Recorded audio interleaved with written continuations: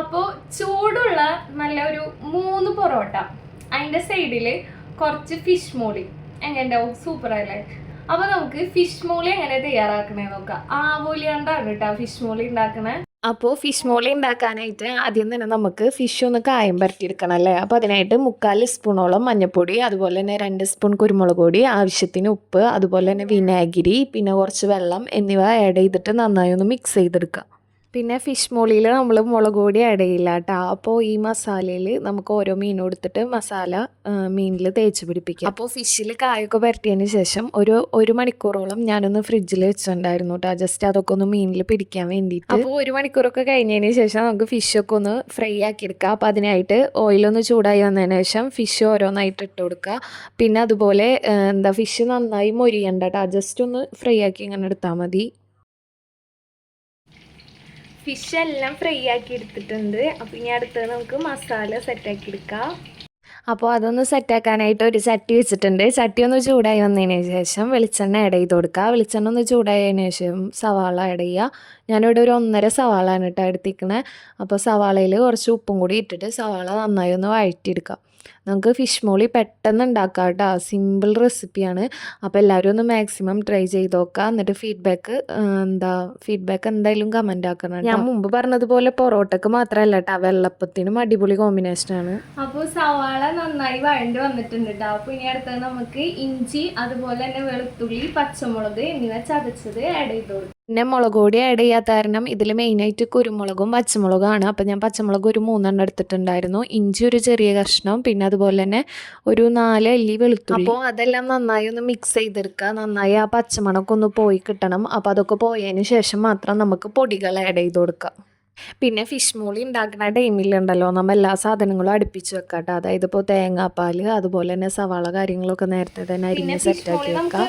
അപ്പോൾ നമുക്ക് പെട്ടെന്ന് ഉണ്ടാക്കി കഴിയും. പിന്നെ തേങ്ങാപ്പാൽ ആയതുകൊണ്ട് തന്നെ തേങ്ങാപ്പാലല്ലേ നമ്മൾ ഉണ്ടാക്കണേ, അപ്പോൾ അതുകൊണ്ട് വേഗം കഴിയും. അപ്പോൾ അതിൻ്റെ പച്ചമണമൊക്കെ ഒന്ന് പോയിട്ടുണ്ട് കേട്ടോ. അപ്പോൾ അതിനുശേഷം നമുക്ക് പൊടികൾ ആഡ് ചെയ്ത് കൊടുക്കുക. അതുപോലെ തന്നെ അപ്പോൾ അതിൻ്റെ പച്ചമണമൊക്കെ പോയതിന് ശേഷം 1/2 സ്പൂൺ മഞ്ഞൾപ്പൊടി, അതുപോലെ തന്നെ 1/2 സ്പൂൺ മല്ലിപ്പൊടി, പിന്നെ 1 സ്പൂൺ കുരുമുളക് പൊടി, എന്നിട്ട് നന്നായി ഒന്ന് വഴറ്റിയെടുക്കുക കേട്ടോ. ആ പൊടികളൊക്കെ ഒന്ന് നന്നായി ഒന്ന് വഴറ്റിയെടുക്കുക. അപ്പോൾ നന്നായി ഒന്ന് വഴറ്റിയിട്ടതിന് ശേഷം തേങ്ങയുടെ 2/2 പാലാണ് കേട്ടോ. അപ്പോൾ 2/2 പാല് തേങ്ങാപ്പാൽ ആഡ് ചെയ്തിട്ട് നന്നായി ഒന്ന് മിക്സ് ചെയ്തെടുക്കുക.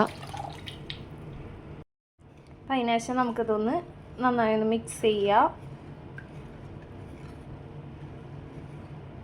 അപ്പോൾ 2/2 പാൽ ഒഴിച്ചപ്പോൾ നന്നായി തിളച്ച് വന്നിട്ടുണ്ട്. അപ്പോൾ അതിനുശേഷം നമുക്ക് ഫ്രൈ ആക്കി വെച്ചിരിക്കുന്ന ഫിഷ്, അപ്പോൾ ഫിഷ് ആഡ് ചെയ്തതിന് ശേഷം ഇനി നമുക്ക് തക്കാളി ആഡ് ചെയ്ത് കൊടുക്കുക കേട്ടോ. തക്കാളി ഒന്ന് വട്ടത്തിൽ അരിഞ്ഞിട്ട് വേണം കേട്ടോ ആഡ് ചെയ്ത് കൊടുക്കാൻ വേണ്ടിയിട്ട്.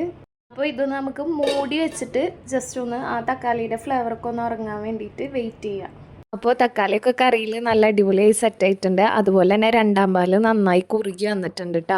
അപ്പോൾ കുറുകി വന്നതിന് ശേഷം മാത്രം നമുക്ക് 1/4 പാൽ ആഡ് ചെയ്ത് കൊടുക്കാം. പിന്നെ 1/4 പാൽ ആഡ് ചെയ്യുമ്പോൾ ശ്രദ്ധിക്കണം, ലോ ഫ്ലെയിം ആയിരിക്കണം കേട്ടോ, കാരണം 1/4 പാൽ പിരിയാൻ ചാൻസ് ഉണ്ട്. അപ്പോൾ അതുകൊണ്ട് ലോ ഫ്ലെയിം വെച്ചിട്ട് 1/4 പാൽ ആഡ് ചെയ്ത് കൊടുക്കും. പിന്നെ അതുപോലെ കയ്യിലൊന്നും ഇട്ടിട്ട് ഇളക്കാൻ പാടില്ല കേട്ടോ. നമുക്ക് മിക്സ് ചെയ്യാൻ വേണ്ടിയിട്ട് ചട്ടി ഒന്ന് കയ്യിൽ പിടിച്ചിട്ട് ജസ്റ്റ് ഒന്ന് ചുറ്റിച്ചെടുക്കുക, ഒരു തുണി പിടിച്ചിട്ട് ചുറ്റിച്ചെടുക്കുക. അപ്പോൾ കയ്യിലൊക്കെ വെച്ച് ഇളക്കാണെങ്കിൽ മീൻ പൊട്ടിപ്പോവും. അപ്പോൾ ലാസ്റ്റായിട്ട് നമ്മളിവിടെ ഒരു പകുതി ചെറുനാരങ്ങ പിഴിഞ്ഞു കൊടുക്കുന്നുണ്ട്. അതുപോലെ തന്നെ കുറച്ച് കറിവേപ്പില മേലെ ജസ്റ്റ് ഇട്ട് കൊടുക്കുന്നുണ്ട്. അപ്പോൾ ഫിഷ് മോളി ഇവിടെ സെറ്റ് ആയിട്ടുണ്ട്. അപ്പോൾ ഇനി സ്റ്റവൊക്കെ ഒന്ന് ഓഫ് ചെയ്തിട്ട് ജസ്റ്റ് ഒരു 1/2 മണിക്കൂർ അല്ലെങ്കിൽ 1 മണിക്കൂർ മൂടി വെക്കാം. അതിന് ശേഷം മാത്രം നമ്മളൊന്ന് കഴിക്കാൻ എടുക്കാം കേട്ടോ, കാരണം അപ്പോൾ ആ ഗ്രേവിയൊക്കെ ഒന്ന് സെറ്റായി കുറുകി അടിപൊളിയായിട്ടുണ്ടാവും. പിന്നെ എൻ്റെ ചാനൽ ഫസ്റ്റ് ടൈമാണ് കാണുന്നതെന്ന് വെച്ചാൽ സബ്സ്ക്രൈബ് ചെയ്യാൻ മറക്കരുത്. അതുപോലെ തന്നെ ഫ്രണ്ട്സിനും ഫാമിലിക്കും ഒക്കെ മാക്സിമം ഷെയർ ചെയ്യാം കേട്ടോ. അപ്പോൾ ഫിഷ് മോളി നല്ല സിമ്പിൾ റെസിപ്പിയാണ്. അപ്പോൾ എല്ലാവരും ഒന്ന് മാക്സിമം ട്രൈ ആക്കി നോക്കുക.